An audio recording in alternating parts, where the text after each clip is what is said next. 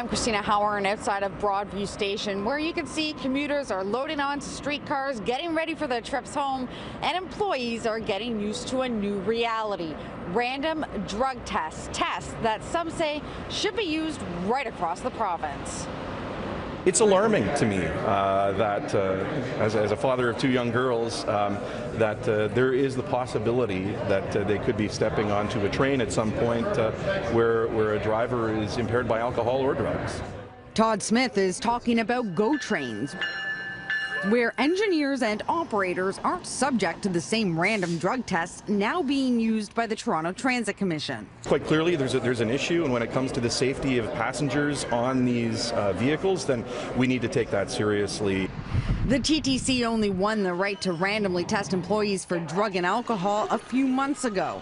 This is the first week of using the procedure, and on the very first day, 33%, or 2 of 6 employees tested positive for alcohol or drug use. The decision will be made fairly quickly about whether they're terminated, for example. That's quite possible. We take this very, very seriously. We also, though, have a duty to accommodate if somebody claims, for example, that they have a dependency or an addiction. Despite these results, and a GO bus driver being charged with impaired driving while on duty last month, Metrolinx has no plans to start random tests of its GO bus drivers. In a statement, a spokesperson writes, "GO buses are operated by Metrolinx employees. Metrolinx does not perform drug testing. If a GO bus driver is involved in an accident, it becomes a police investigation. Police would administer drug and/or alcohol testing if necessary."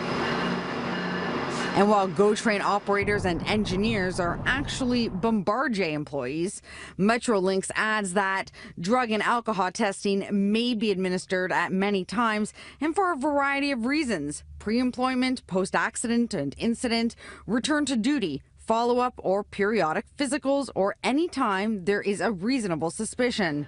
Just not randomly. The Minister of Transportation thinks that's okay.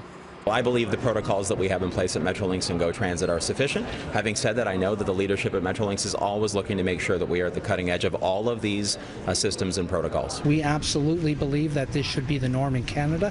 It is in the United States, it is in Great Britain, it is in Australia. Now, we did reach out to both the cities of Brampton and Mississauga, and neither of their transportation companies, their transit corporations, are actively looking at random drug tests for their employees.